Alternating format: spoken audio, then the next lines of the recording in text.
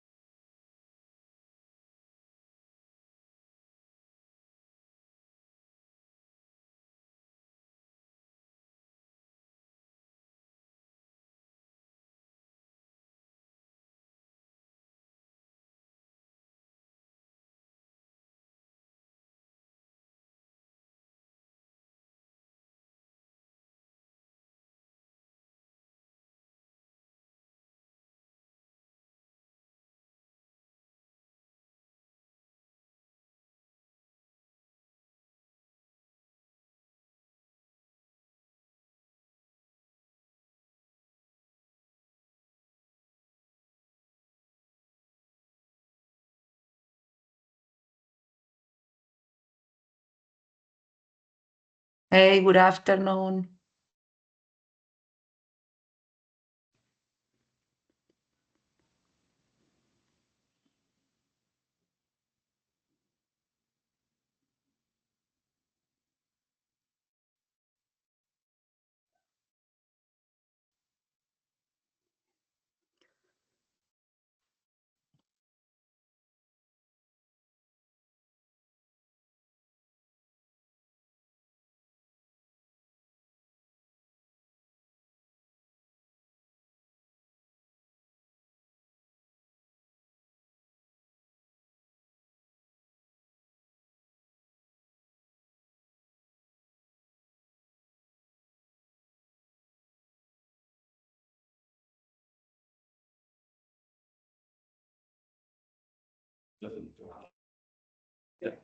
Démosla así.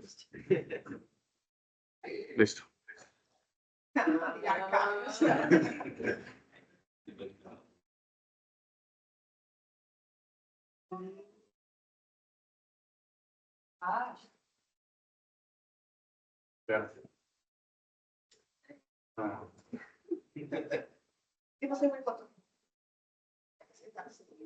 Okay. Okay, so good morning, everyone.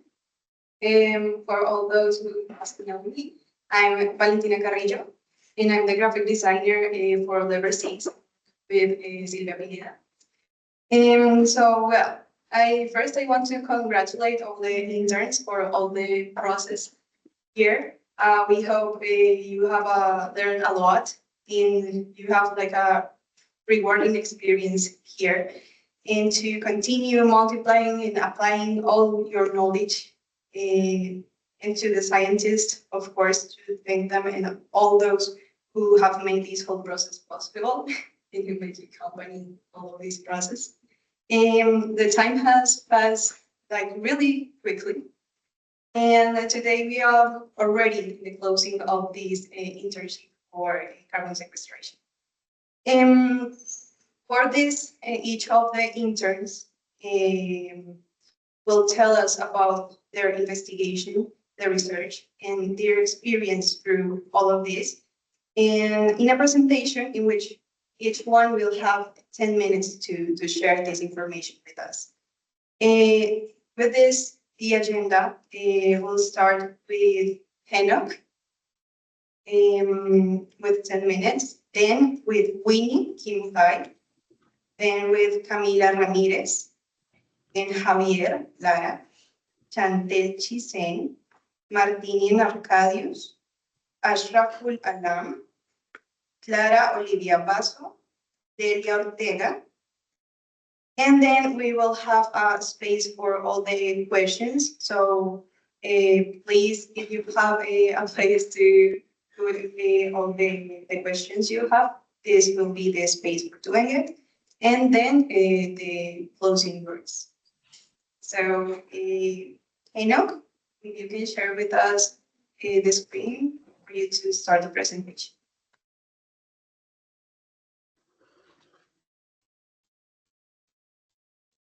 Good afternoon, everyone. Thank you very much. My name is Henok Siyum. My presentation is entitled Modeling Greenhouse Gas. I'm from Tropical Forage, Kenya. And my presentation entitled is Modeling Greenhouse Gas Emission and Mitigation Strategies in Kenya's Dairy System using Life Cycle Assessment Approach. As an introduction, Kenya produces over 4.2 million tons of milk annually, but dairy greenhouse gas emission accounts for 15% of total. And at the same time, milk demand is projected to rise by 85% by 2050. So that makes effective mitigation strategies essential for sustainable dairy farming and reducing greenhouse gas emission. We have general objectives of environmental modeling of East Africa livestock system using life cycle assessment methodology and identify feasible strategies to mitigate climate change with specific objectives of characterizations of dairy systems in Kenya, calculate the carbon footprint, develop preliminary carbon sequestration methodologies that could be incorporated into life cycle assessment and model feasible greenhouse gas emissions. We applied a factor analysis of mixed data and hierarchical clustering of principal components was performed for 96 dairy farmers, and also non-parametric reservoir values statistical analysis to see the statistical difference among clusters. And also we applied life cycle assessment approach to calculate life cycle carbon footprint and model mitigation intervention scenarios utilizing 2019 requirement 2006 IPCC guidelines, relevant databases, and locally derived emission factors. And also we conducted validation workshop on mitigation intervention scenarios on which farmers expressed their interest to adopt mitigation scenarios, interventions. And also we applied literature reviews on carbon capture rates of improved forest in Kenya with recent studies and incorporate carbon sequestration factor on our model. In general, we applied 8 scenarios, mitigation intervention scenarios, by considering improved feeding, productivity increase, herd composition improvement, in which unproductive males are removed from the farm, and artificial insemination, as well as manure management. Or in scenario 1, we applied improved feeding with 10% increase in milk. In scenario 2, we applied the same fashion but increased 20% milk.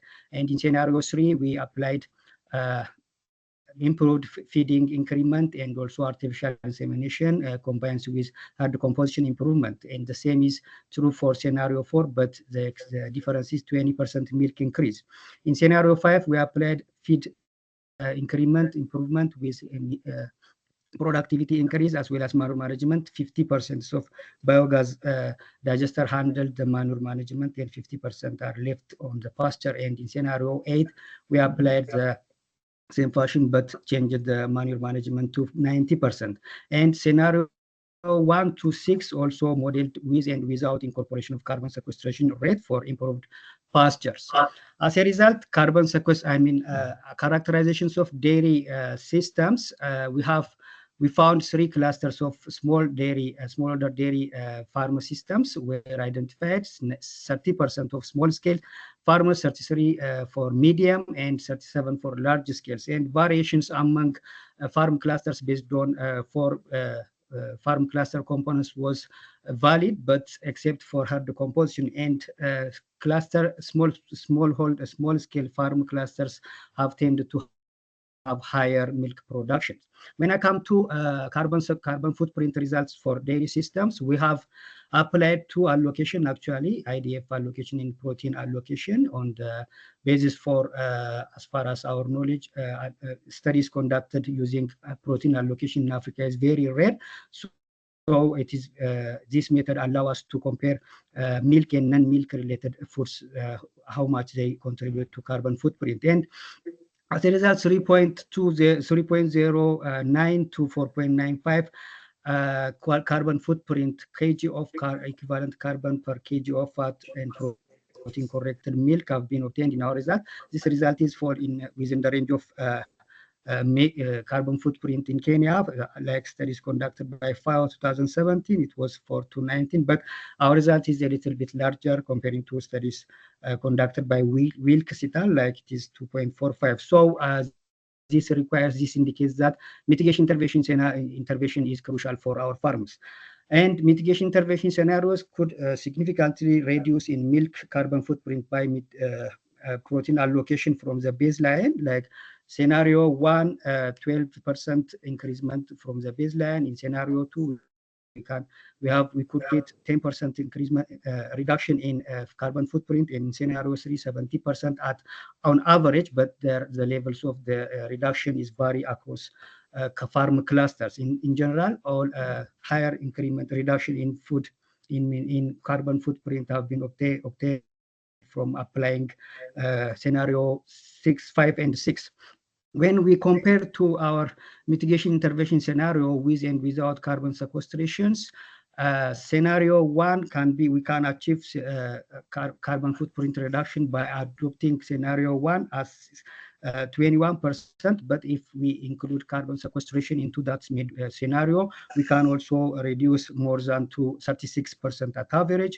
And in scenario 2, we can also achieves 26% without carbon sequestration. But if we include carbon sequestration, it will goes up to 40% reduction, and the fashion is continues in this way. But in general, small-scale farmers could obtain more, could be advantages if applying our scenario methods in general. But in scenario 4 and 5, large-scale farmers could be more advantages. This may be due to different reasons. I can describe this because of time limit. To conclude, variation among clusters were significant, except at the composition and management. Farmers need this mitigation intervention to enhance their meat production and reduce greenhouse gas emissions. On average, 83% of emission from methane was obtained with enteric fermentation and manure deposits at 69 and 14% respectively. And carbon footprint values varies among clusters, ranging from 3 to 4.5 equivalent carbon per kg of fat and protein corrected milk and 1 to 1.8 carbon equivalent carbon per kg of meat for meat. Mitigation interventions could reduce 10 to 33% in milk carbon footprint, and carbon sequestration, if it is included from improved forage, could reduce 30 to 50% carbon footprint in milk and 35 to 78% in meat. Our results in general recommend that it is possible to reduce greenhouse gas emission by adopting improved feeding, increasing productivity, herd composition improvement, and manure management. But future studies should be considered for economic visibilities for specific local specific mitigation intervention to select, and it is highly recommended to that future studies should measure carbon sequestration rate directly in the study area or in the region for more accurate and context-specific result. Thank you very much. Over.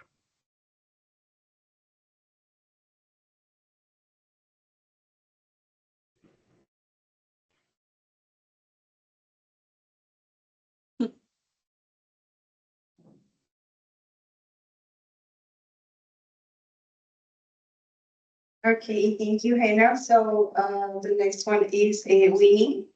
And please, Camila.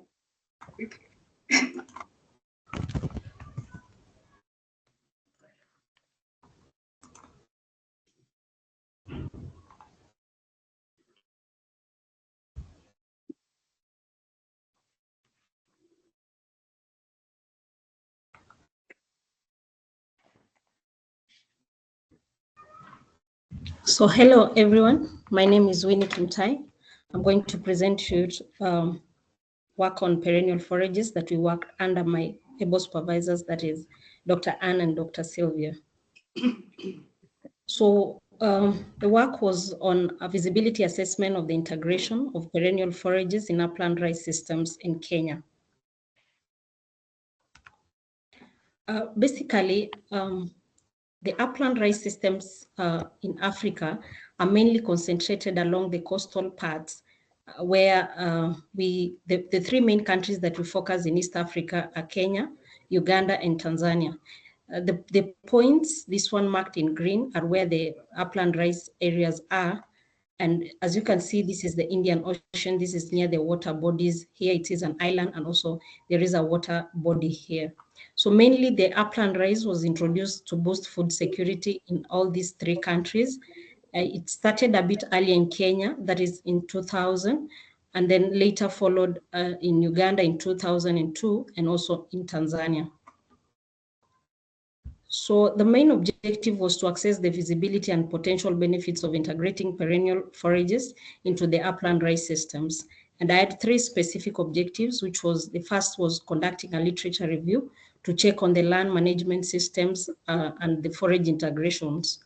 The second was to map the areas in East Africa, and also designed a structured questionnaire, which was done through a purposive sampling in a focus group discussion.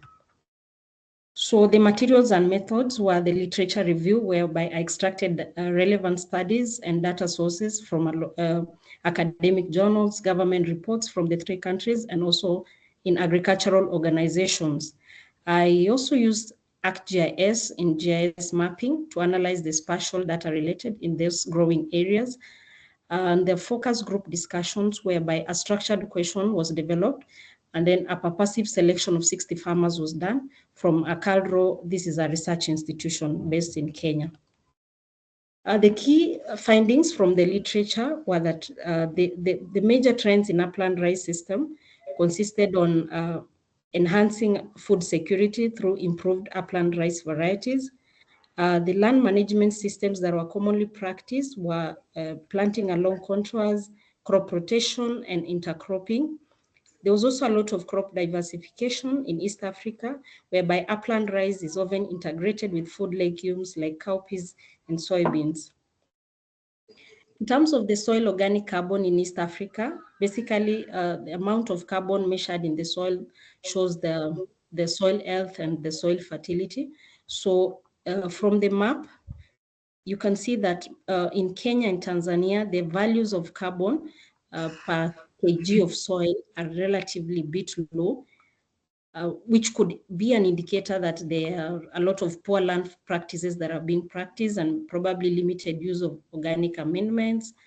And then in Uganda, you can see that the levels of carbon are relatively high compared to the two countries, which could be an indicator that the areas use a lot of organic amendments, the weather is also favorable, the crop residues, and other land management practices like crop rotation and intercropping. In terms of the agrological zones where these upland rice areas are, basically they are mostly found along the humid coastal parts in Tanzania, also in Kenya. And then in Uganda, there is a water body near here. So most of this area is a bit humid. In focus group discussion, we did a focus group discussion in Kenya due to its proximity to our center here in Nairobi.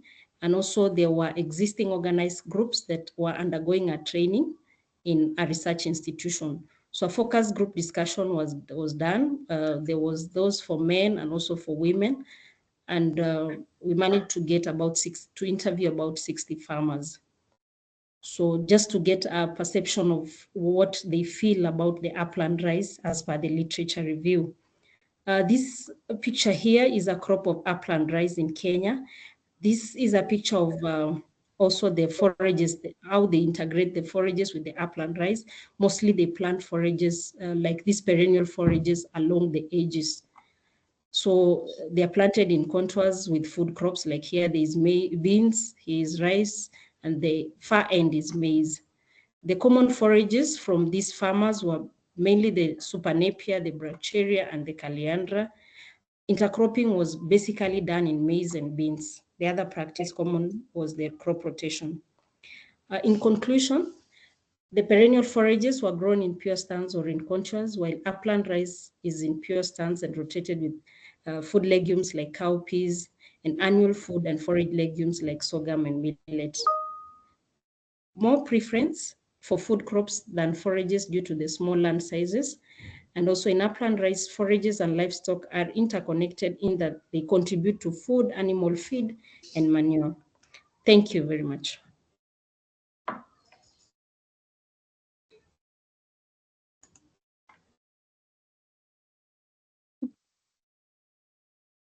Okay, so we'll continue with Camila.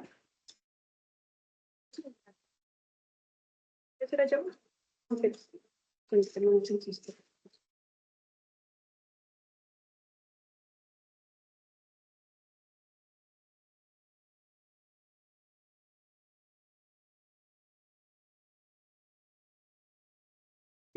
To stop projecting.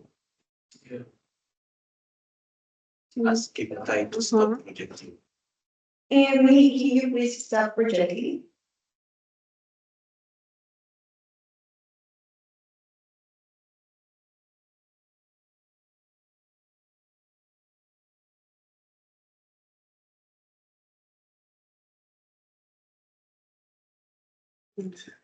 Sí.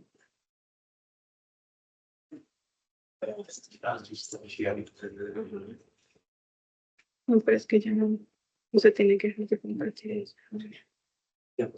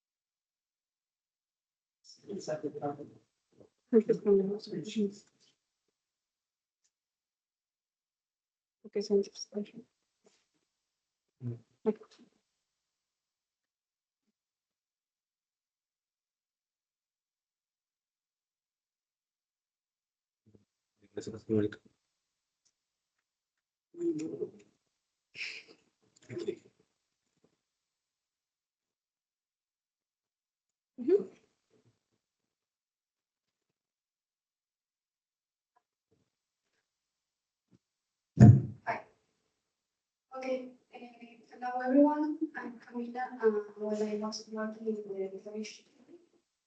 I'm going to talk about my work during the internship. And that was based on the evaluation of the potential of the phenotype of Megatherisis maximus in this carbon sequestration in these organisms. So to carry out the evaluation of phenotypes, two specific objectives were set. On the one hand, it was standardize the rate of requirements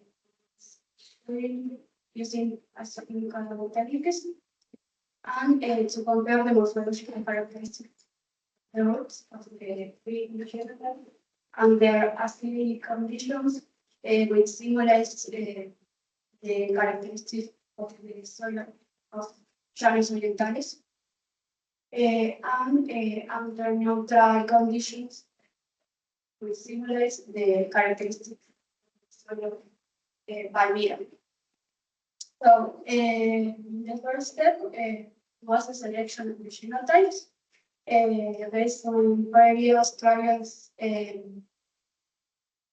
So based on various trials conducted by the storage group, and well, the genotypes chosen were the PM21, the 3522, which was the high potential genotype.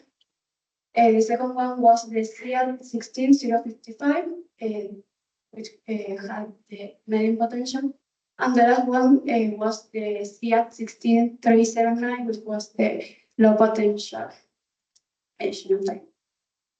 So to obtain the plant material for the analysis, we established a hydroponic trial in greenhouse under acidic and neutral conditions. So vegetative propagules were used for sowing in hydroponics.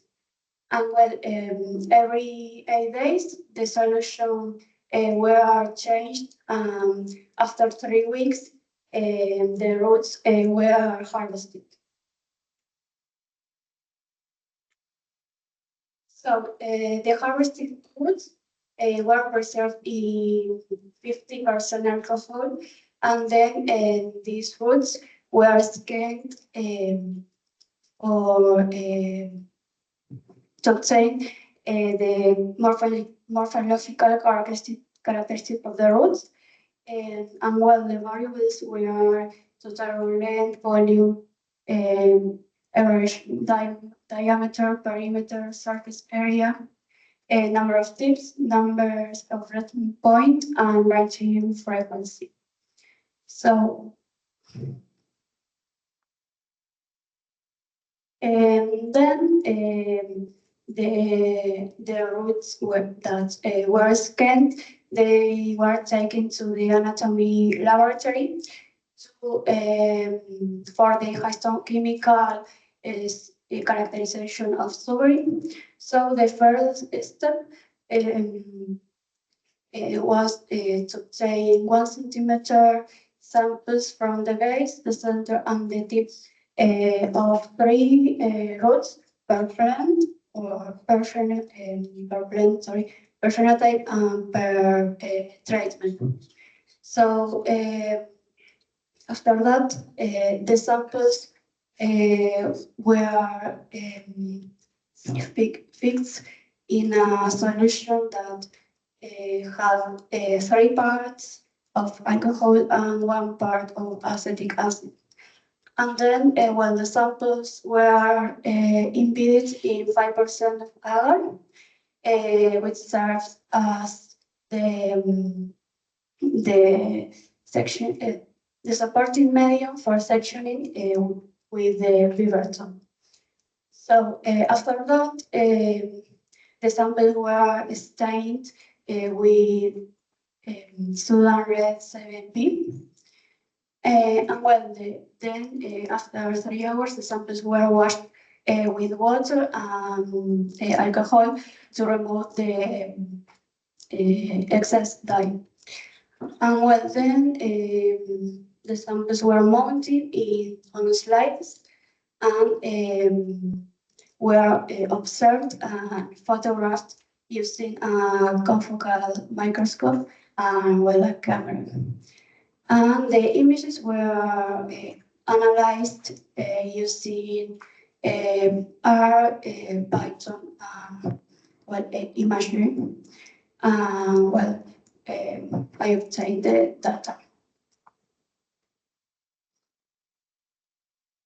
Well, in relation to the morphological characteristic of the roots results, in the PCA, we can see that variables such as total root length, perimeter, surface area, branching points, and number of pits has strong positive contribution to the PC1, and well, the genotype 16055 under acid conditions was the most associated to these variables of the PC1. And on the other hand, the genotype 16379 had a poor performance under both types of treatments.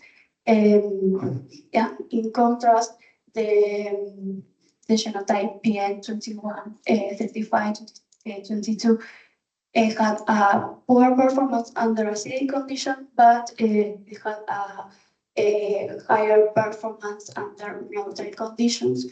And well, on the other hand, in relation to the most relevant variables, the mean value of the volume and the surface area was higher in the genotype 16055 under both conditions, and in relation to the total root length, under neutral conditions, the PM21 and the CIAT 16055 had the higher mean values.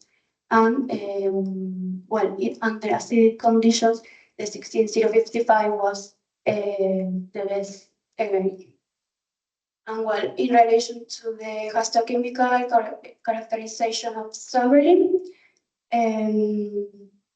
well, the CIAT 16055 had the highest values of sovereign content in under acidic and under neutral conditions.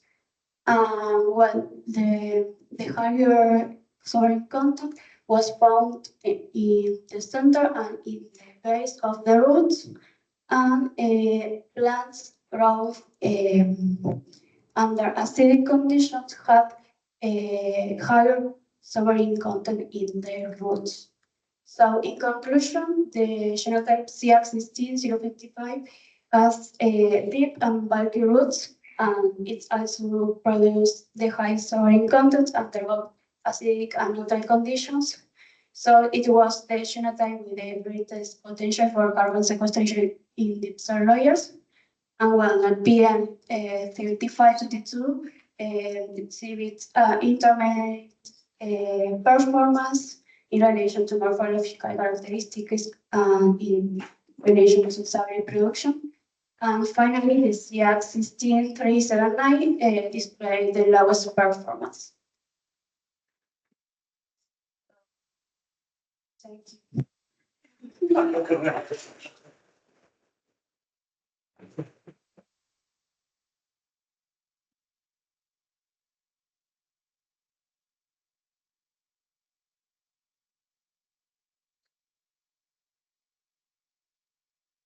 Okay, and due to African time, we will open the microphone for questions to Winnie and Enoch for 5 minutes. So if someone have questions.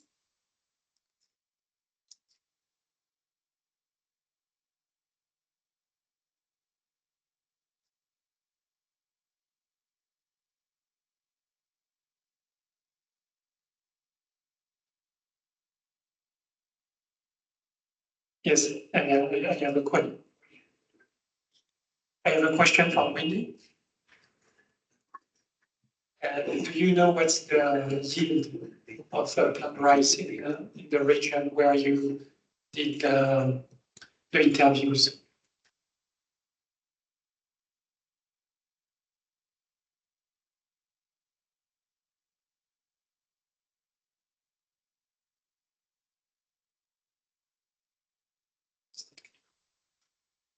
Winnie, are you here? Winnie.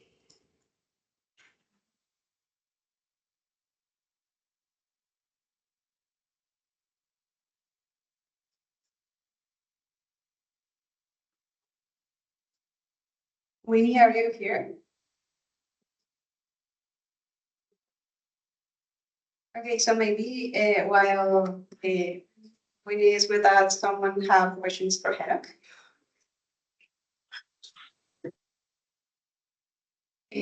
Anne, could you please answer the question of your own? Maybe do you know about it? Can you repeat the question, please? The question was on the yield of the upland rice. And a little bit closer to the microphone somehow. It's very hard to catch you. I think I'm speaking in the microphone. No? Yes? The question Okay, it's was better now. on the yield, the grain yield of the upland rice. Okay, wait. I don't have that information myself.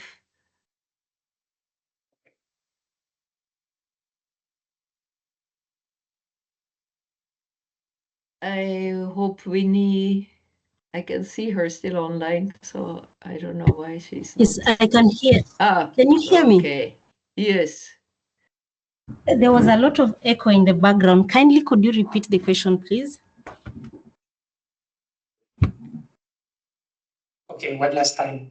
The question was to know the grain yield of this upland rice production. Where do you did the interview? I assume near Nairobi. Okay. Let me just share where the.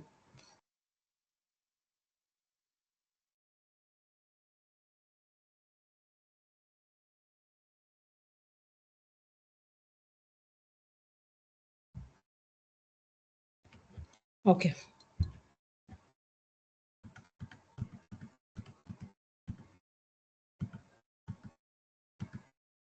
So this is basically where the focus group discussion was done, and it covers 3 counties in Kenya. That is basically where a lot of upland rice is currently being practiced. Also, note that it's a new venture in Kenya. Most of the rice initially was through the irrigated and the lowland rice. So upland rice is an upcoming entity in Kenya, which began a few years back. So maybe in a recommendation is that the focus group discussion can also be done in other countries, but what I presented was basically the ones that were done in Kenya due to its proximity and also the cost factor. But in continuation, I'm sure in the other 2 countries, a lot can also be told of this upland rice. I hope I've answered your question. Yeah, I understand that, but the question was more to know about.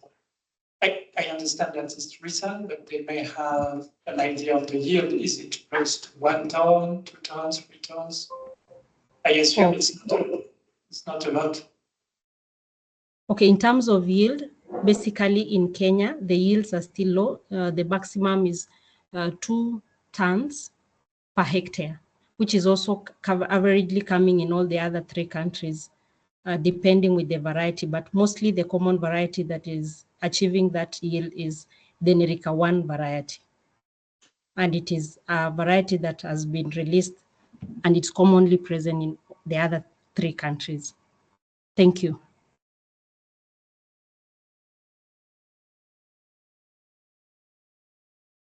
Okay, thank you.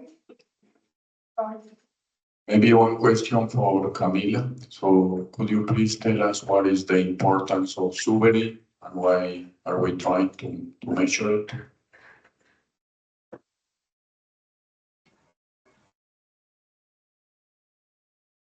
Because it's a metabolite with low degradation rate, so roots that have more content of suberin may be less degraded by the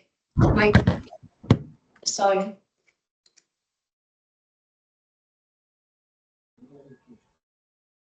Any other questions?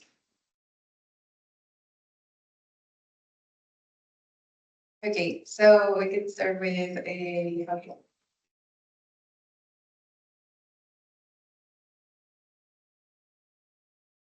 We need any raise for sharing.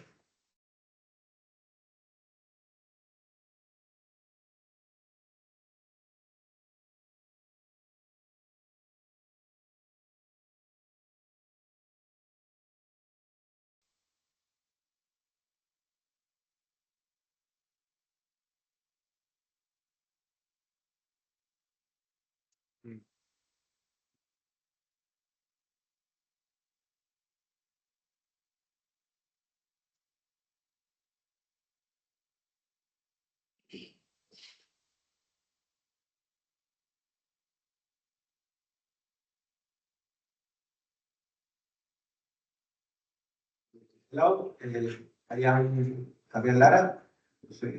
I'm from Argentina, and my job in the internship was the morphological and histochemical characterization of suberin in the root of Urocloa nidicola to increase organic carbon sequestration.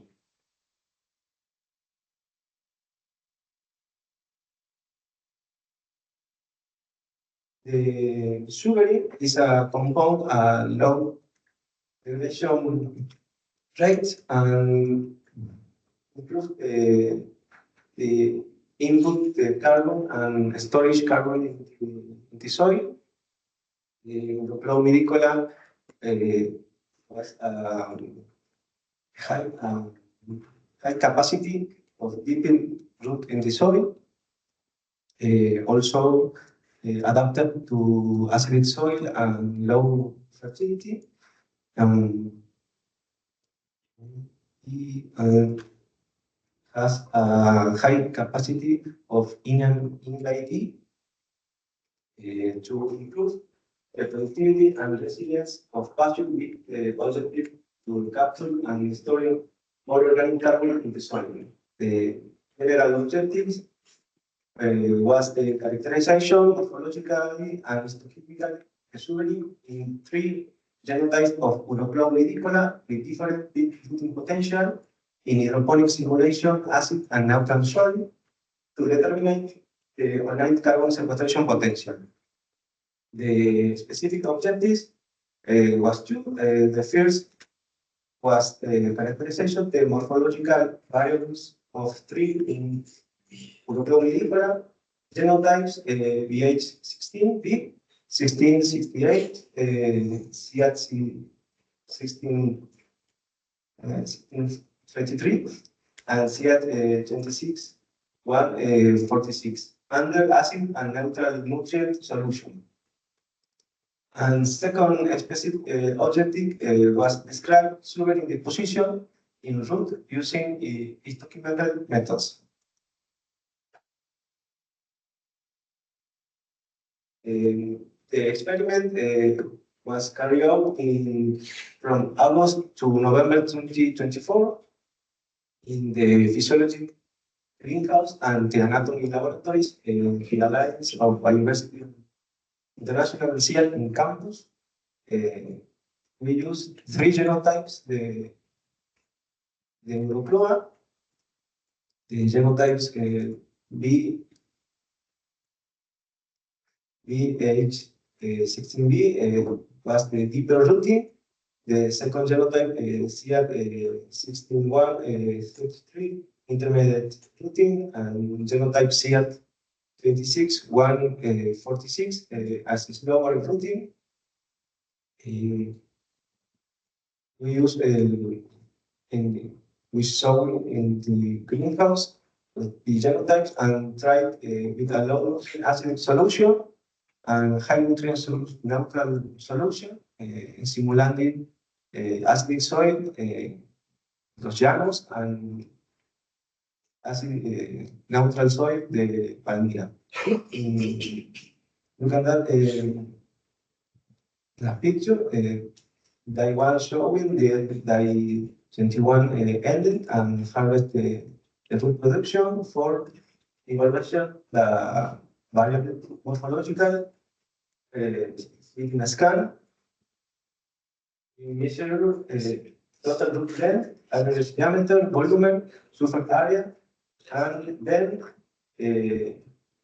we measure the historical quantification of suberin, and we measure the percent of suberin and volume of suberin. In figure 3, step by step on the suberin evaluation protocol. From the left to the right, selection of root to obtain base, metal, and tip, the one right on root. Inclusion in agar, logical cut with vibratum, starting with Sudan red 7B, and finally obtaining the image by the meter. The preliminary result for the variables morphological, in the variable total root length, the tritle neutral was 22% more than the treatment acid. And the level of genotype, the BH16B was 26 and 48% more the CR6133 and CR26 146. And the next variable, the average diameter, the CR6133 was 20 and 25% more than the other genotypes. In the volume, that BH16B and CR6133 produce 3 and 3.5 more than CR26 146. And the last one, variable for morphological, is the super area, was the treatment neutral was 20% more than the acid. And the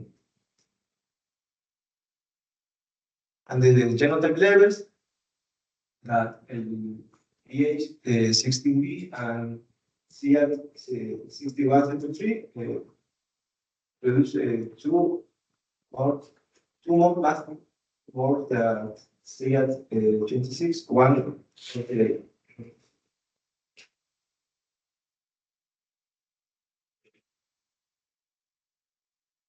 In the histological quantification of suberin, we measure percent suberin in root and suberin volume. In the figure 5.8,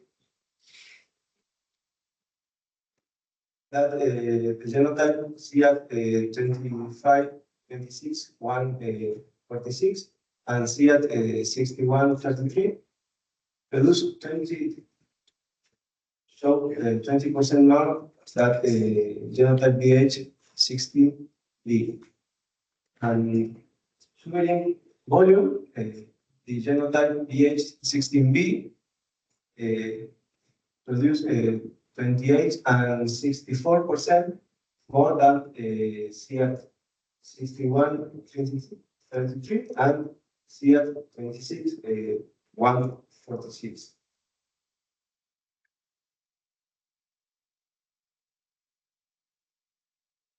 And in conclusion, what the genotype BH16B1668 18 was the genotype that presented the highest accumulation in total root length and surface area in neutral solution. And at the genotype level, is also maintaining the difference in the variables of total root length, volume, and surface areas. Thus confirm the greater potential for carbon sequestration in the soil. The second conclusion, for sugar accumulation, it was observed that BH16B, 1618 present the highest accumulation in both neutral and acid treatment, with its morphological difference followed by CF61, 53, and the last place CF26, 146. And lesson learned and next step.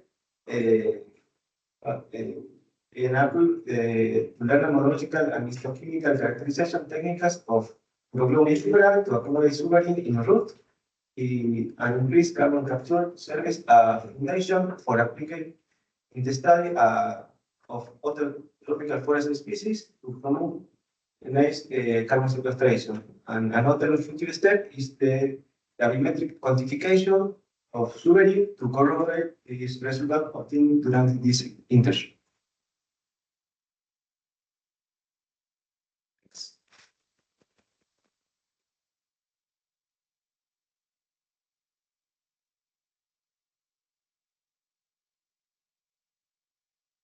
The next one is Chante.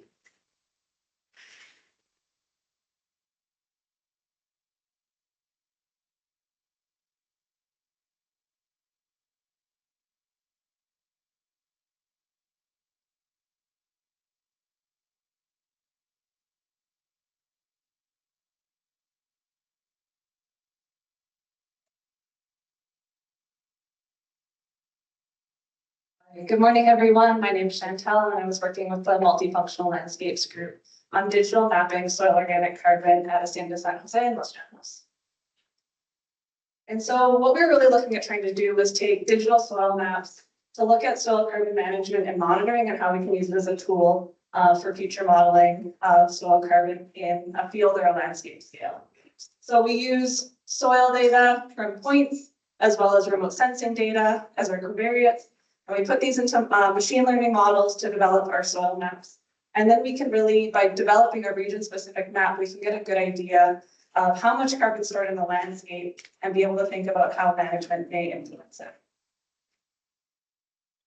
So we had two objectives with the project. The first one is we wanted to look at the soil organic carbon stocks across the pasture and native savannas at Hacienda San Jose. And then number two, we wanted to then use the data that was collected from the soil sampling points and develop the digital soil maps. And we did maps for clay content and soil organic carbon. So this is our study area. And as you can see, there's a variety of different land uses at Hacienda San Jose. So there's pastures that have been implemented with different varieties, as well as they've been implemented in different years. And then in the yellow, there's these native surrounding savanna areas that we had to consider as well. And the first objective, like looking at if we could see differences between the pasture with the humidicula and the savanna, we saw that across all soil depths. So here is our soil profile. If we were just looking at 0 to 10 centimeters or 0 to 30, all the way to 0 to 100, we can see that the savannas that had been established for 3 years or more had carbon stocks that were similar to the savanna, the native savanna. And so we saw that, yes, we are seeing some changes in the soil organic carbon stocks with the management pack. So that kind of gave us the go ahead to be able to map it because we knew that we were seeing some variability across the landscape. So for the digital soil mapping, we had to decide which soil depth we wanted to focus on. And we ended up looking at 0 to 30 because that's the easiest to be able to do our remote sensing covariates with. I'll talk about later on how we could maybe do some deeper soil carbon maps later with kind of moving forward on the project. But these are all of our soil points. So there's about 150 soil points that we had data for across the state of San Jose. And we found previous work by Javier and Mayesi found that soil texture and clay content specifically is a really important factor for carbon storage. So we wanted to, like the first step, to look at mapping the soil clay content to get an idea of how that factor may influence our carbon stocks. So how we did this is we took our clay content measurements and then we took topography factors. So that could be our flow accumulation. So where is water moving on the landscape? Things like valley depths and the topography, as well as different remote sensing images. So we used Sentinel-2 imagery, averaged over 4 or 5 years. And we were able to pull up the redness of the soil or the burn ratio of the landscape. And so then we put that into a random forest model. And we get these maps. So for this is our soil clay content map. And so we're able to predict the clay content over the area where we have these sampling points. At Hacienda San Jose, there's these additional savannas, but since we didn't have sampling points in those areas or in the forested areas, we weren't able to predict the carbon storage there. One thing when we're looking at how well did these maps turn out is first looking at the mean. So the mean of our actual clay content was about 34.7. And when we were doing our prediction, we had a mean of 34.2. So they're very similar. So we were really happy with the product of this map. And other ways we can look at is our R squared, our mean square error. So those are other statistics that we were able to use. And for soil mapping, anything really above 0.4, 0.5 R squared, we would say is pretty good because we are working on really large landscapes. The other thing to consider is the maximum mean. So in our actual soil clay content, we had a 42% clay maximum and a 25 minimum. And this is where digital soil maps have a little bit trouble because those extreme values are really hard to predict when we're putting into these models. So with those, that's some kind of the maximum and the minimum value of like the clay content, for example, we have to be a little bit considerate of when we're using these maps. So we had the clay content map. We were able to now use that and develop a soil carbon stock map. And so we're looking at soil carbon stocks from 0 to 30 centimeters, like I said. And the covariates that we were using are more factors that are influencing the soil accumulation. So things like moisture and precipitation on the landscape, the moisture stress index, we're pulling that from vegetation. So how well is the vegetation growing in our soil adjusted vegetation index? So where we have more plant growth, there's probably more organic carbon. And then our clay content map also came in to helping us make this prediction. And then as I showed, we saw there was a difference with land uses. And so we added this land use covariate in as well, because we wanted to account for which areas had maybe humidicula for 3 years versus 1 year versus the savannas. And so this is our resulting soil organic carbon stock map. And again, we can first look at like the mean. So the mean of 45 versus 47. Really great kind of calibration between these two maps and validation. That kind of two value difference is actually our standard deviation of our original data set. So again, our model is doing a good job at predicting our soil organic carbon stocks. And again, the place we have to be careful where is these maximum and minimum, where we have a maximum of about 70 megagrams of carbon per hectare, whereas our map only predicted up to 60. So when we're thinking about those extreme values, that's where we need to be very considerate. So what are we going to do with these maps? How are they useful? So they're supporting the carbon sequestration project because first, they help us develop our future sampling plans. We can validate our land stratification models when we're figuring out where do we want to prioritize our sampling efforts. They're now a baseline for future soil organic carbon stock modeling. So we want to go back in 5 years, 10 years for say carbon credit programs, or also just for our research, we could use these maps as this baseline starting point for future work. And then also, we're going to use this for optimizing the number of sampling points. It takes a lot of work to sample 150 points across a landscape. So if we're able to use these maps to really prioritize, okay, where is this variability? How can we capture it the best? This is where this will be really useful. So next steps, as I said, we want to develop carbon stocks because these carbon stock maps for lower from 30 to 60 and 60 to 100, because these humidicola varieties are bred for deep rooting systems and carbon sequestration at depths. We want to be able to map that as well, but it's a little bit more challenging because our remote sensing just gets us to the surface. Look at also how different remote sensing imagery products can be used. So we use all open source free products, which is, in my opinion, great because it makes it more accessible, but there are some other ones that may be able to improve our system. So how can we look at those trade-offs? And then there's some additional sampling locations at Hacienda San Jose that we identified that could be potential opportunities to improve these maps moving forward. Thank you, and thank you to Gold's for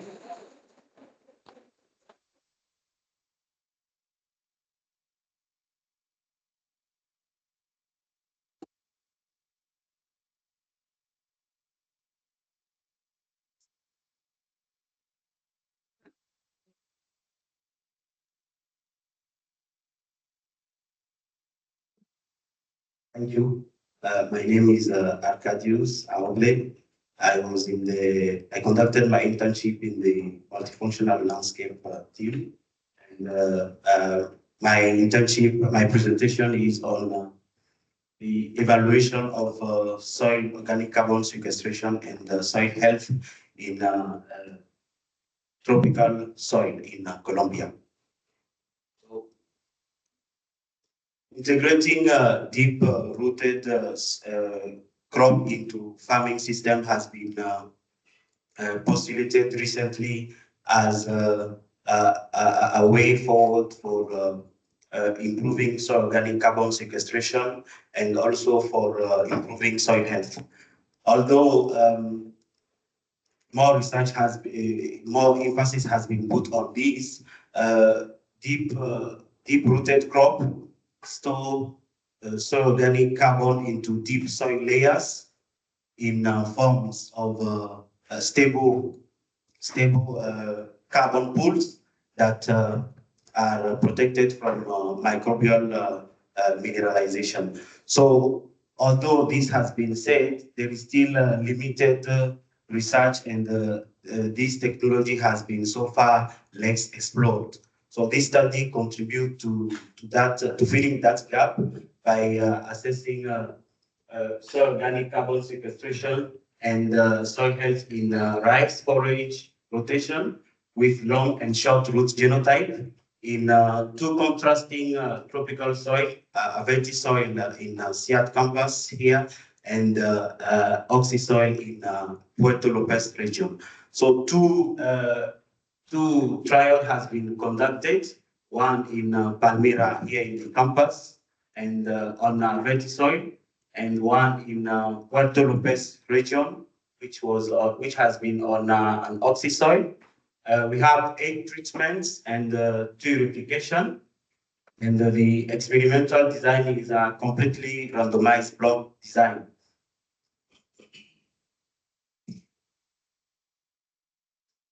So the 8 treatments include 2 rice genotype, short root and long root. Then the forage genotype, long and short roots. Then the combination, the rotation, rice and forage, considering these 2 genotype of rice and 2 genotype of forage.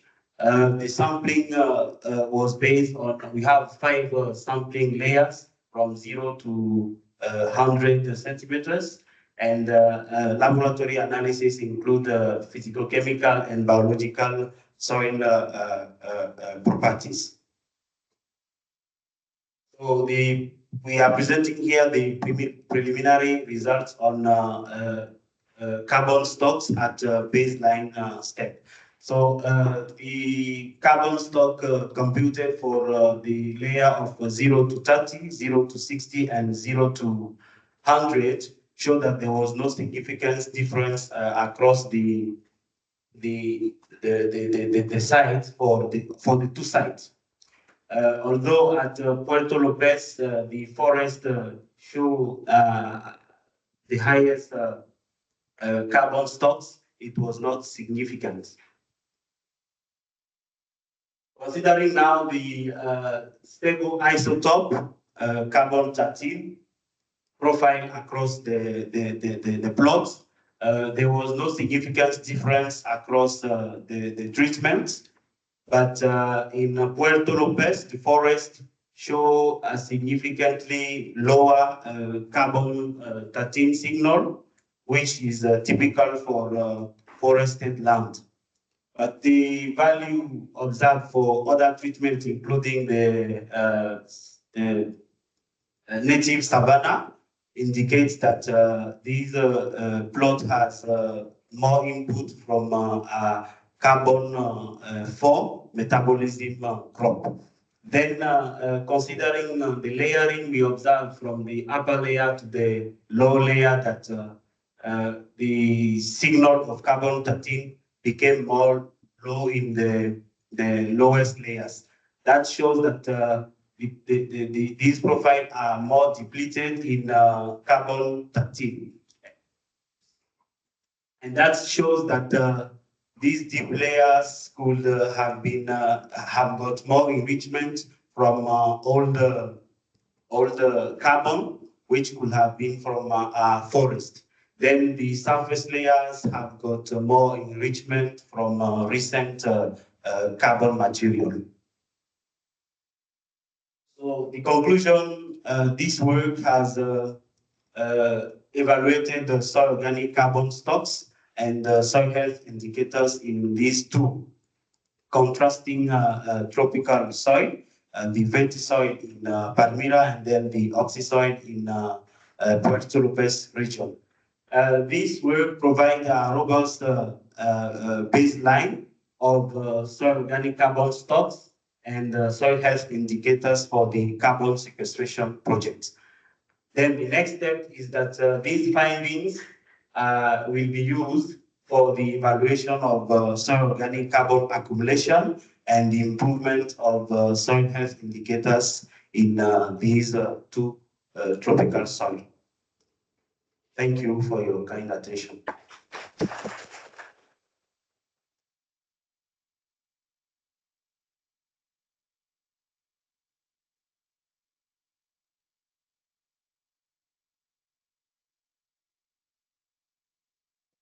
Good morning all. Thanks for joining. My name is Andreas Flaron. I internship in the high school. And the title of my internship was Does the rotation system on aerial and route development of price depends on varietal type of price.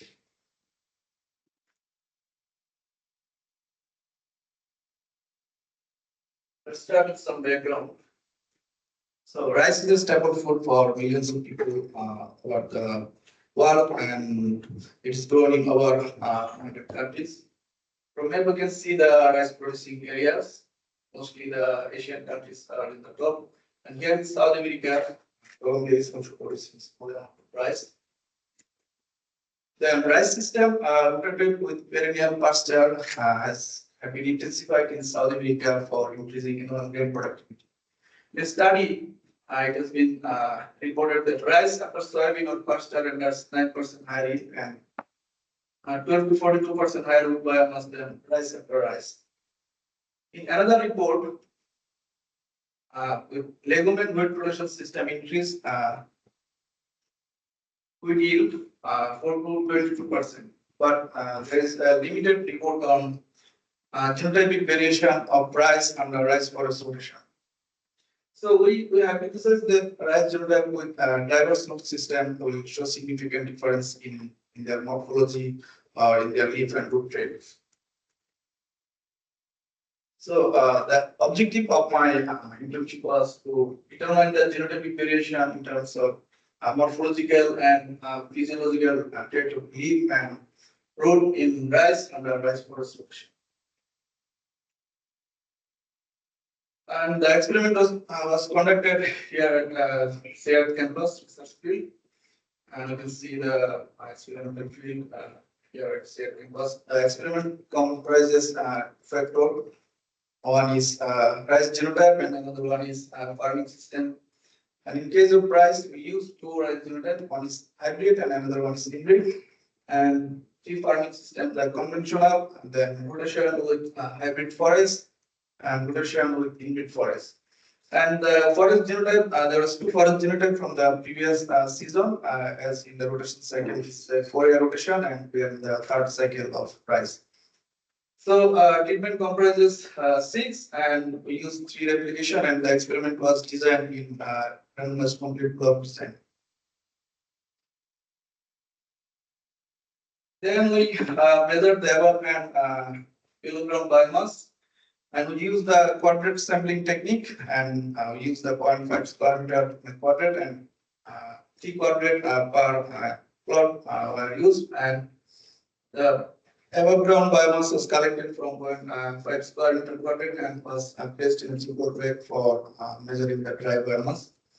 And same quantitative area were used for collecting soil sample, considering 0 to 30 centimeter depth for wood biomass. And then the collected soil samples were washed in a 2 millimeter over a 2 millimeter sieve for collecting for separating the roots from soil, and then we place that collected roots in oven and dried. Then the dry mass was recorded in gram per square meter. Here you can see the picture of collection of soil and plant and washing of root. Then we measured some leaf rate with fluorescent Q, 2 version, and Lycos 600. And we use these 2 instruments for measuring SPED, stomatal conductance, maximum fluorescence, electron transport rate, and photosystem 2 efficiency. And in brief, the embedded sensor allows the light to pass through the leaf. When there is a red signal, it indicates the instruments are ready for taking measurements. And we use the smartphone-based apps for collecting real-time data from these 2 instruments.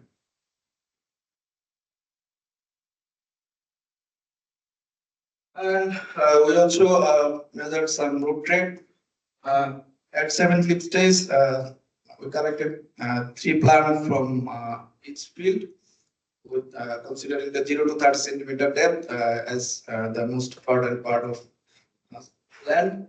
And then we place that plant in a bucket for preventing any loss of soil with roots. And then we wash them in our 2 millimeter sieve for separating roots from soil, and high resolution Ipsum expression 10,000 XL are used to scan all the roots of individual plant with a 600 TPI. Then the scan picture of roots were subject to analyze by Unity Pro software to generate root tests like root length, root diameter, root volume, etc. And due to time shortage, I was not able to complete all of my variables statistical analysis. Here I am presenting on the above and root biomass data. From the preliminary data, you can see there is no significant difference among the genotypes for the above biomass and root biomass. And in conclusion, although there is no significant difference in above and below ground biomass, but I'm expecting to see some variation in other traits in further data analysis. And further study is recommended to see the real-time effect of rotation in a longer period of time. Before finishing, I would like to acknowledge my supervisory team here at CIAT and the research associate and the staff of RISE program. And definitely the Bezos Art Fund for funding my internship here at CIAT. And that's all. Thanks for your questions, guys.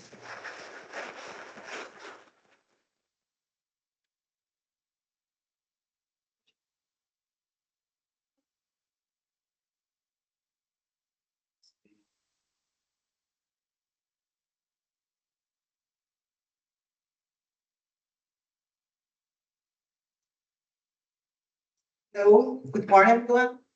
My name is Clara. I'm Brazilian, but I'm currently doing my PhD in the University of Bonn, Germany. And I work here in the digital agriculture team. And my work was with deep root system evaluation of rice for enhanced crop productivity and carbon sequestration.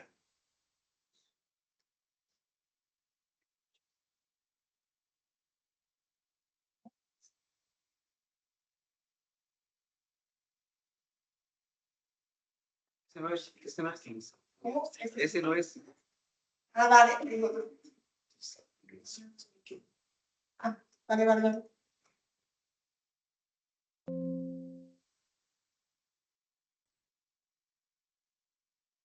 A short introduction. Why we work with rice? Rice is a stable crop that feeds over half of the world's population. That's why there is a lot of work nowadays in bringing programs to enhance productivity. But of course, consider the nowadays situation. You don't think just about enhanced productive, but also enhance productivity in a sustainable way. So that's why the breeding programs today also concentrate in traits, the plants that collaborate with that. And deep rooting is an important trait in the rice crops because allow plants to access water and nutrients more effectively. Also, deep roots play important and vital role in carbon sequestration because they store organic matter more deep layers in the soil. Consider that the objectives of my work was first to evaluate and compare root traits across grass lines to identify those with enhanced potential for deep rooting and carbon sequestration, and to investigate the relationship between anatomical characteristics and functional root traits in genetically modified rice lines. So for that, the methodology that we use, we evaluate 5 phytic lines, 4 with whip genes modified and 1 wide one. And these plants were planted in these mesh baskets that you can see in the picture one a little bit, but in this one here, you can see better, that has more or less 5 sides. And this allows for easily separate the deep roots after collecting the plants. And we had like 5 boxes with 5 plants in each one. So in the total, we have 5 replications and 25 samples. After 45 days after sowing, we did the fusion matter collections. We collected the part of above the root, the shoot, and the roots. From the shoot, we collect the plant height, the fresh matter, and after the fresh matter was used to decouple the dry matter.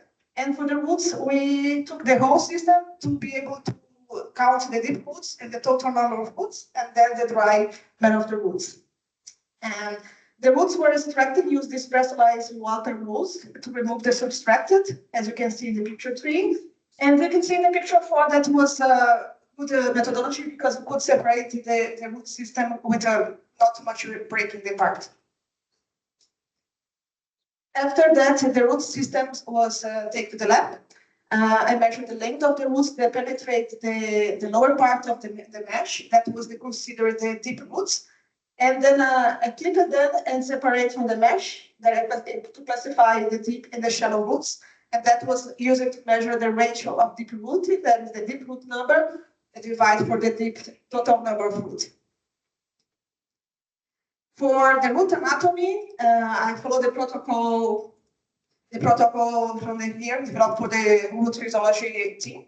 And the first step is to step collection. We did the collection of 7 roots of each plant.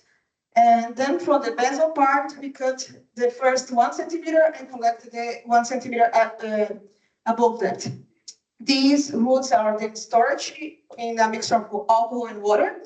And after that, we do the third step, that is the inclusion and cut. We took like 3 to 4 segments of the roots in the agar concentration of 5%.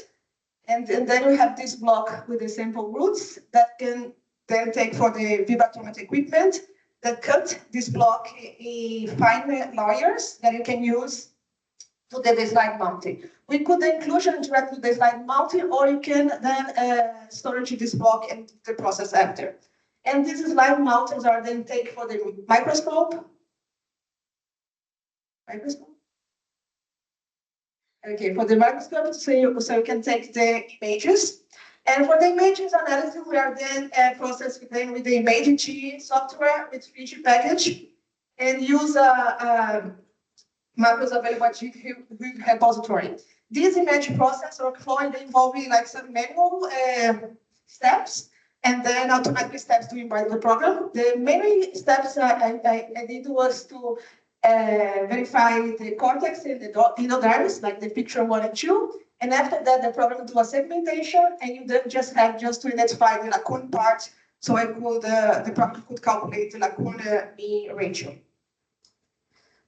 For the results, the preliminary results show, for in the table 1, we have the mean standard deviation of plant height, fresh matter, dry matter, and across the 5 rice lines. I would just highlight here the best results that we have was the HOMT 13 and KITAC X that present like the highest values for plant height, fresh matter, and dry matter. And they also have the best results for the root traits. That is the root dry matter, maximum root length, number of deep roots, and total number of roots, and mean occur. For the deep root rate and then root shoot rate, also HOMT 13 and KITAC X that has the highest number of deep roots with deep rooting ratio exceeding 0.5. This indicates a strong deep rooting capacity. The other 2 lines show that the lower deep root ratios, and KITAC X, as you can see here in the second picture, also have the highest root shoot rate. This also suggests that this line invests more in below ground biomass, which is also favorable to carbon sequestration. And for the final results, for the lacunae, mean lacunae data, we also verified there was a positively correlation with the root traits that we evaluated with the dry matter from the roots, maximum root length, also number of deep roots. Once again, the HOMT 13 had the highest lacunae ratio, and they also show the greatest dry matter root length and number of deep roots. This findings also suggest that lacunae they improve the oxygen availability, which in turn is going to support the biomass accumulation, root elongation, and the formation of deep roots. We can then enhance the plant capacity to assess subsoil resource and reduce gas emission. In the conclusion, this study will observe there is variation deep rooting traits among the rice lines, and the HOMT 13 KITAC X showing the stronger deep root traits. These lines are then promising candidates for further field validation, and the goal here is to incorporate deep rooting traits in breeding programs to improve climate resilience and carbon sequestration in rice. And I would like to take this opportunity to thank you, the Carbon Sequestration Project, and funded by the Bezos Earth Funding. And thank you so much for the people here in Alliance Biodiversity and Science for this amazing opportunity, amazing time too. A special thank for my supervisor, Dr. Michael Severaj, for the great support. And also for the Gaia Technology team that is also here. Thank you, guys. I also want to thank the people from Wood Physiology Department. They give me a lot of support. Thank you, Paula and Laura. Thank you for your time and patience. And thank you everyone to be here to watch the presentation. Thank you.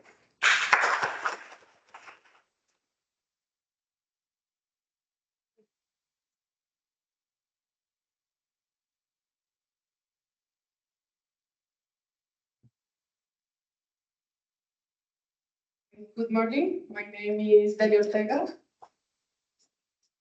and I work with Dr. Michael and his team in digital agriculture. And the title of my presentation is LiDAR-based canopy height modeling and intensity emissions analysis in rice crops. So traditional field-based methods that measure crop growth and biophysical parameters often takes time and are limited in spatial coverage. And in recent years, the remote sensing methods, such as those that use unmanned aerial vehicles, have proven to be a very valuable tool for agricultural applications. They can collect images with a high spatial, spectral, and temporal resolution. LiDAR, which stands for light detection and ranging, is one of those tools that can measure, that uses light pulses from a laser to quantify distances for different objects, measuring how long it takes for the pulse to return. So with this tool, with this sensor, you can generate highly accurate 3D point clouds.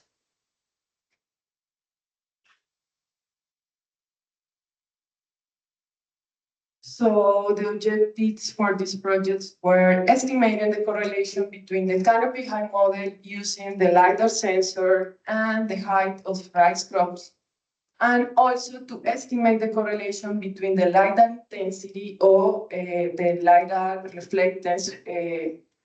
This variable refers to how much energy or how much light is reflected by a surface when is illuminated by a laser, in this case by a LiDAR laser. So the idea here was to estimate that correlation, this relationship between the LiDAR intensity and the gas emissions in rice crops. But why gas emissions? Why it's important to analyze the relationship between a feature from a remote sense methods like the LiDAR and gas emission in rice crops. So rice cultivation significantly contributes to greenhouse gas emissions globally, mostly through methane, but also carbon dioxide and nitrous oxide. Remote sensing methods, again, appears as a very good alternative, an effective alternative for estimating emission models. With this tool, they are able to, again, to estimate parameters, agricultural parameters on a regional scale, and also in a very precise way.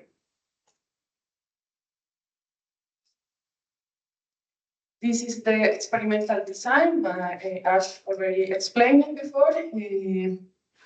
This uses a randomized complete block, 24 plus. I use data from the first cycle, only with rice. That means 18 plots of rice.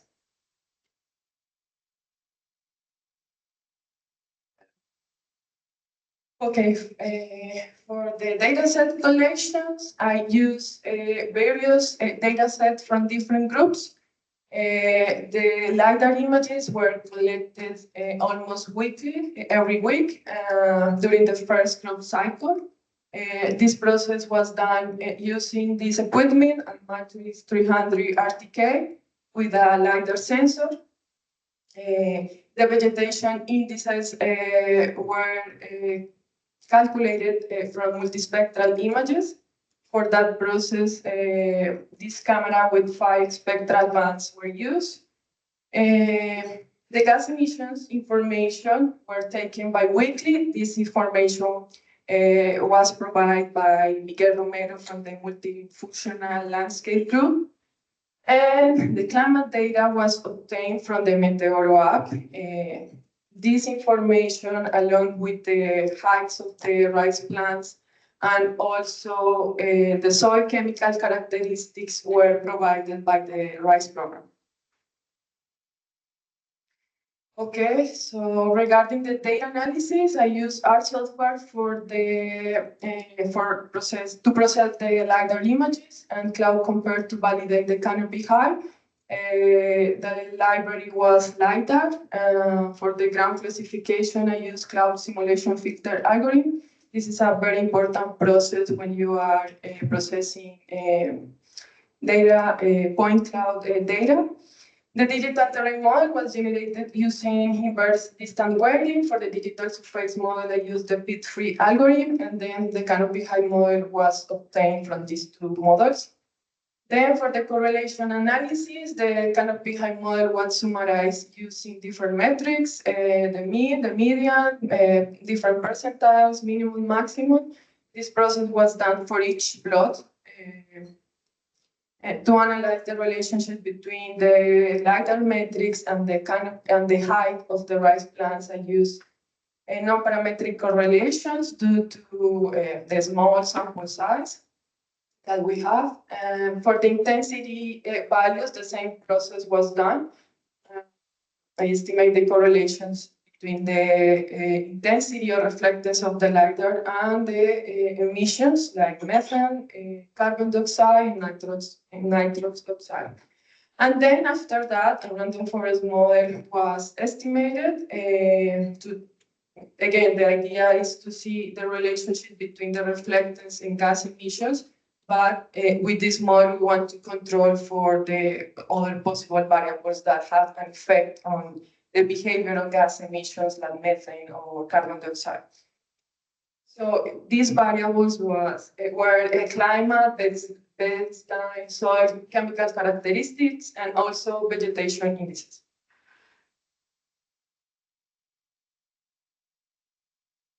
Okay, so the results, the first image shows the time series for the canopy height using the 95 percentile. Here we can see an increasing trend over time. And the second image is a 3D image of the experimental field using the altitude. And here in these three plots, we can see the terrain model, the surface model, and the canopy height.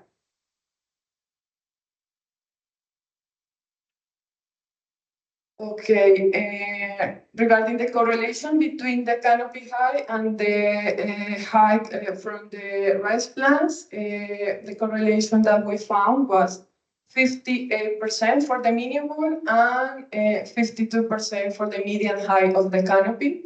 The canopy height underestimate the field measure of the rice plants, but here it's important to mention that we are comparing the surface from the canopy height model using the LiDAR with the measure of the individual plants. In reference to the emissions variables and the reflectance, the highest correlation was found with carbon dioxide, the median of carbon dioxide, 42%.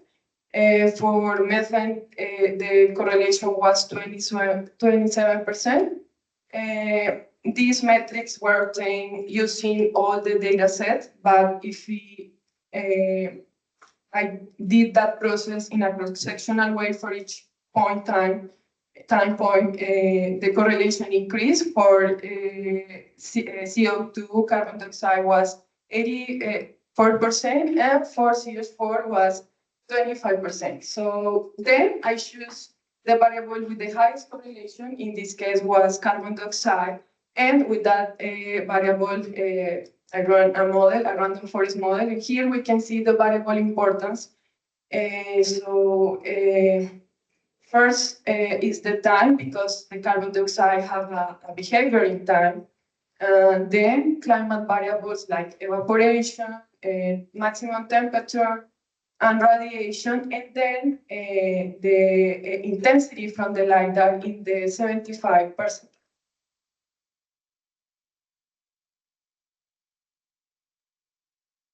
Okay, so several studies shows that when they estimate the canopy height with LiDAR, the canopy height underestimate the height of the plants. I found studies applications in grasslands, maize, and also rice. These researchers suggest that this could happen due to the complexity of the plants, the low height, the high density, the small size, the accuracy of the point cloud, and also the algorithm. In my case, I use different algorithms to estimate the canopy height. Regarding the intensity features, it's important to mention that this is a first analysis. So in the future, it's important to train different algorithms to predict carbon dioxide, increase the sample size, and use the LiDAR intensity, which shows that it's a very important feature. Thank you. Thank you, Carbon Sequestration Project, the Alliance Biodiversity International, and SIA, Dr. Michael. Thank you very much for this opportunity. And Miguel Romero from the Multifunctional Landscape Program, who shared data and the method for the gas emissions. and the rice programs was share data sets.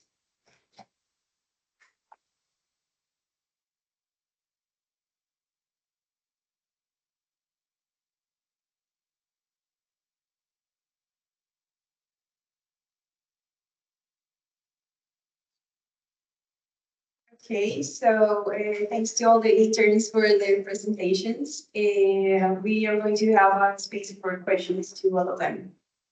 So let's start. We have questions.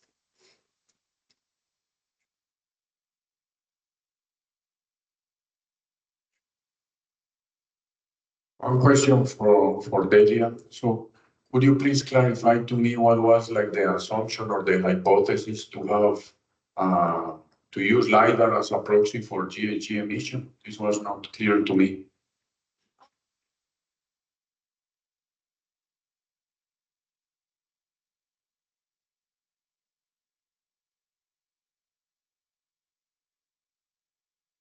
Okay, so I explored some of the hypotheses that the team had. Based in a previous work, they construct or develop a model to predict methane, but based on vegetation indices that they are calculated using multispectral images. So when I started to process LiDAR images, the researchers all the time mentioned LiDAR is a better sensor, can capture other variables, structural variables. So the idea was to explore that if the intensity of the reflectance was a better predictor for the gas emission variables. In this case, shows a high correlation with carbon dioxide, not with methane, but that was the idea, to explore if the intensity from the LiDAR is better predictor than variables from the multispectral images.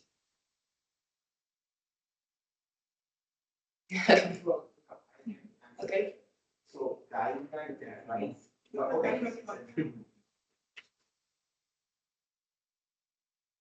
Hello. Yeah. The idea is, we are exploring the methane. The more the biomass, more the methane, because that makes sense, because the methane is emitted from the leaf sheath of the rice, right? So more the leaf sheath, more the, so that's why Camila is playing around with the parenchyma. The methane coming out is not from the stem, it's from the leaf sheath. So more the biomass, more the methane. So the LiDAR and other multispectral is indirectly predicting the biomass. So the one of the main contributor for the methane is one of the features is the biomass. So I'm thinking that one. And also all the multispectral features like NDVI, NDRE, green vegetation indices also indirectly predicting the biomass, right? And also here one of the thing is missing. Methane is not only the biomass, also the microclimate around the plant. So our paper published 2023 with the MAP project funded, we found the microclimate around the rice plant is very important. That's why we use the Ikakashi.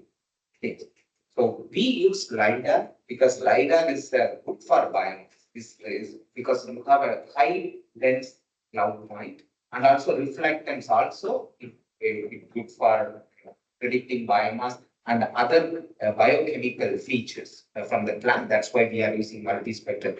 But we are surprised. We predict carbon dioxide more than methane using LiDAR. So, and also you can see the methane emission correlation is very low because Jeff Bezos' project is not really a lowland actually. It's kind of lowland in between lowland and upland. Because we are struggling to grow the rice here because the CH soil.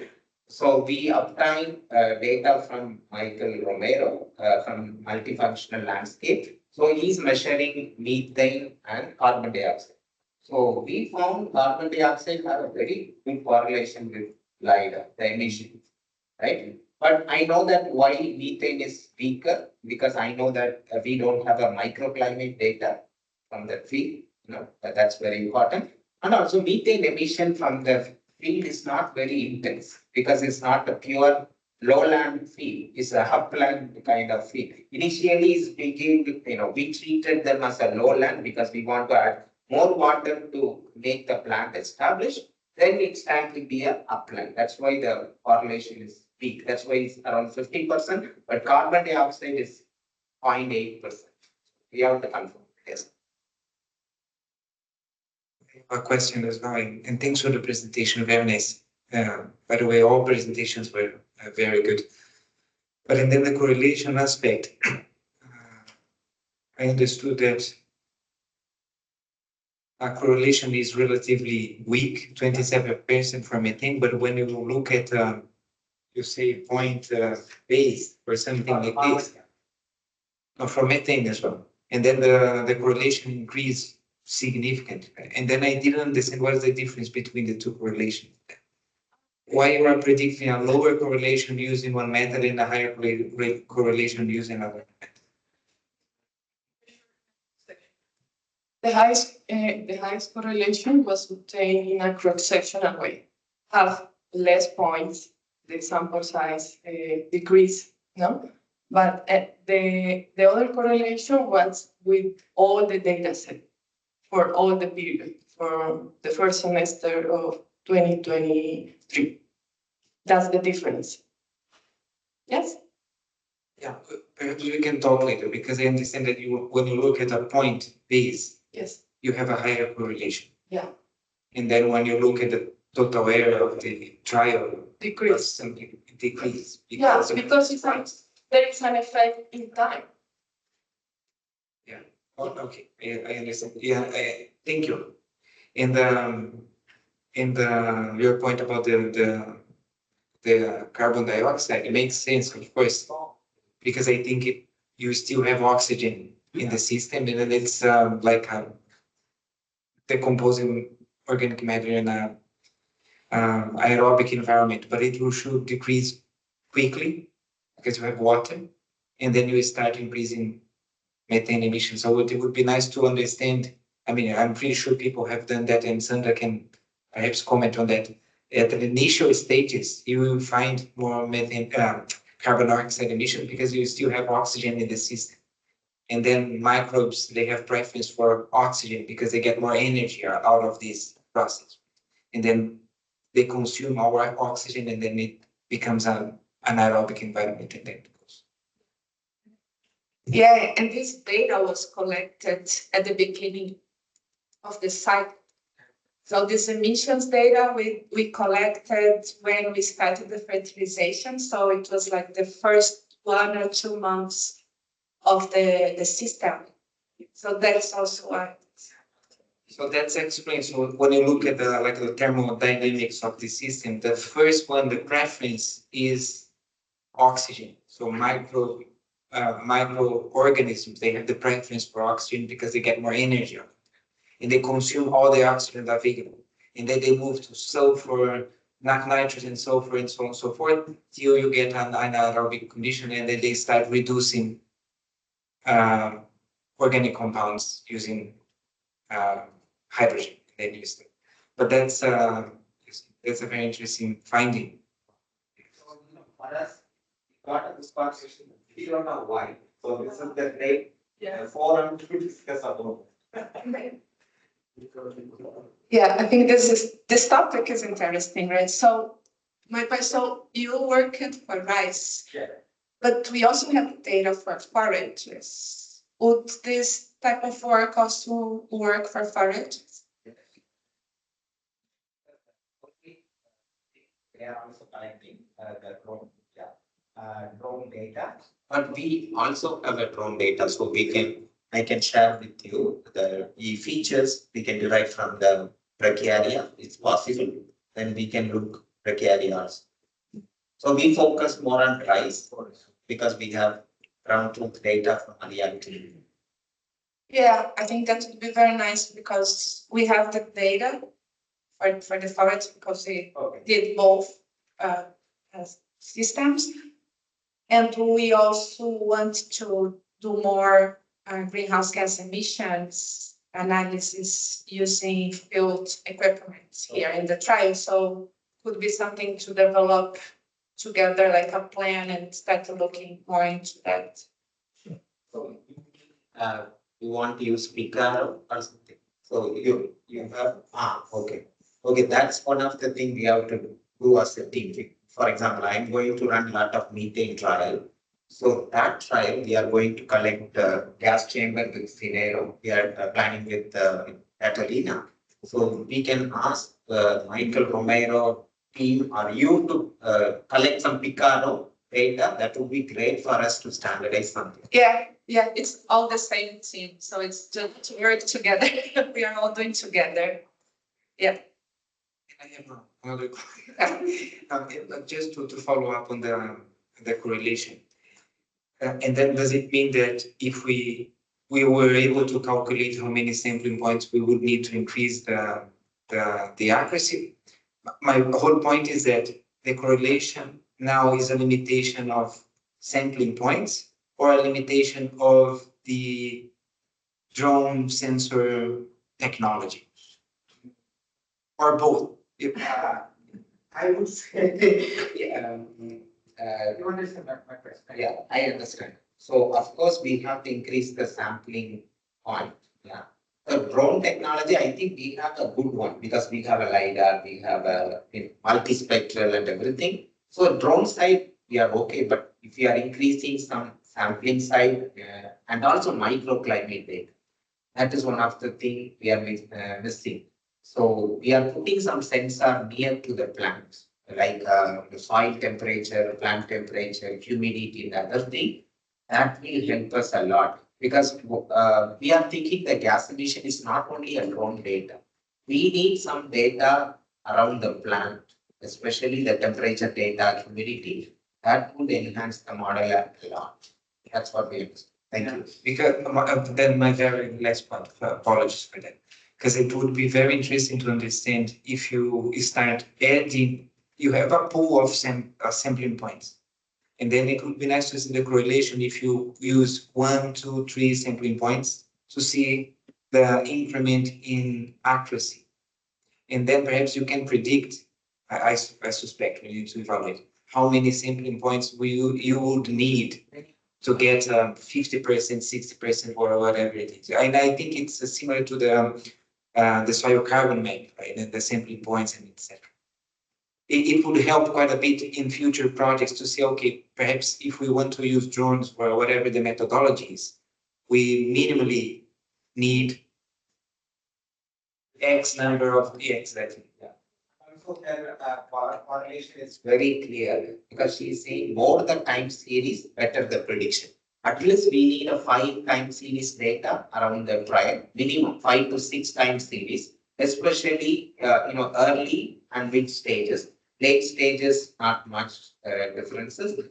So we are standardizing that how much time series you need minimum. So I would say 5 to 6 time series data from drone is more than sufficient.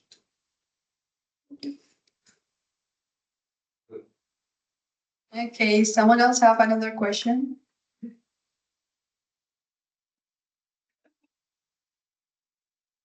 Maybe people who is online have a question.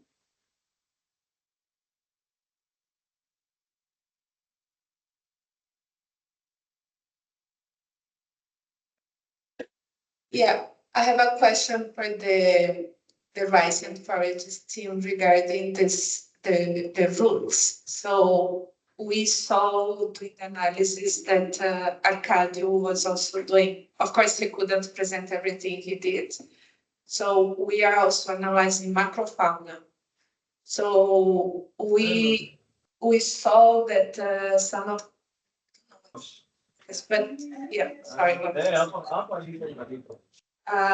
It seems, well, our forest analysis, we need to look at better, but it seems that we have more abundance at the first centimeters of soil. So my question is, like, the deep root, they have less roots at the surface, like less volume, and then go deeper. Is that what happens? And then the short root varieties, they have more density of roots at the surface. Ajasi, you are right. So deeper root means doesn't mean that you don't have a shallow root. That's why we are bringing the concept like monomorphic and dimorphic root system. So we proved that dimorphic means even though it's a deep root, you have a lot of shallow root in the top. That's why she is measuring how much shallow root you have, how much deeper root you have. But we, as an ideal root system, we don't like only deeper roots. That's not good for a phosphorus and your micro things, right? So one example, what Kamila team is doing, we are looking for dimorphic root system where you have a deeper roots and also shallow. The ones we have in the trials, the two varieties. Yeah. In the case of rice, we have the genotype, the hybrid one, that have more volume of roots in the upper part and tend to go not as deep as the other one, it's the center. But the other one has deeper roots. But normally we are, as Michael said, we're looking for one that is voluminous in the upper part, but also goes deeper. Because if we will just go deeper, then we'll have lack of water and lack of nutrients also. Yeah.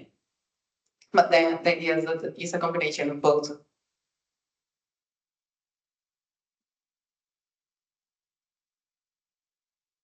Okay, so no one else? I also have a question for Delia. Is there is a plot size or establish the prediction, the minimum plot size that maybe we can work on really tiny plots to make a predictions for? So I would say minimum 2 by 2 meter plot size. That would be great for the drone imaging because most of the data we are getting from drone. I would say 2 by 2 meter pretty decent to get some data and avoid some borders and everything. So for the pixel, I would say 2 by 2 meter. That will be great for next year for the shelter to establish a 2 by 2 plots. Okay, thank you. Okay, so anyone else?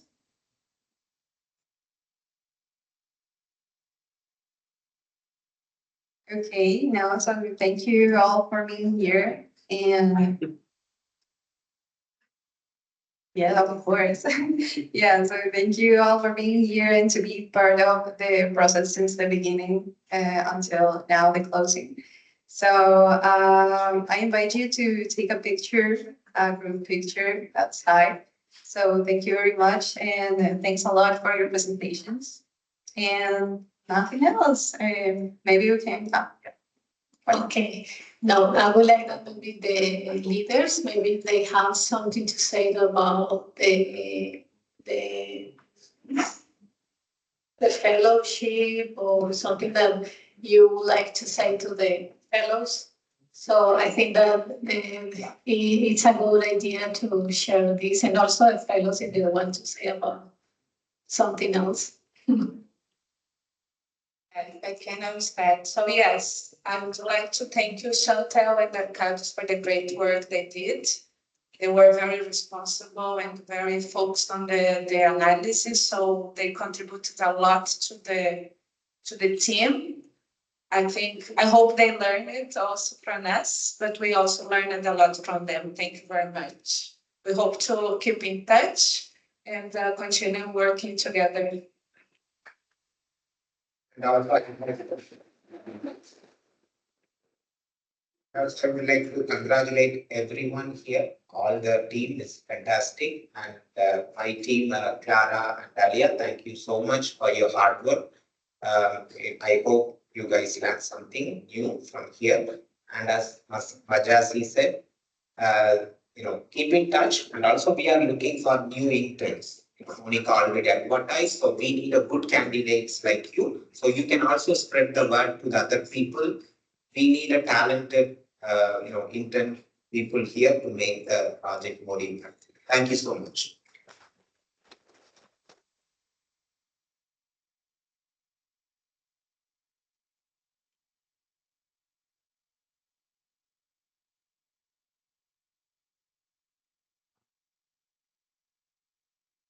And maybe I can just say something quickly. Go ahead, Anne. Oh, you're already finishing? I had nothing much to add, just to say that also in Africa we are really very happy and impressed. I'm impressed what can be done in a short time. So thanks a lot, and also lots of success in the future and the new endeavors coming up.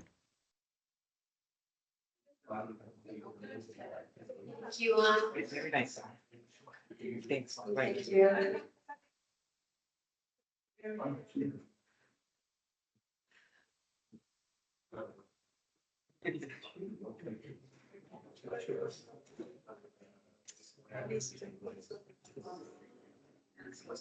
Okay, thank you everyone online. Have a good rest of the day.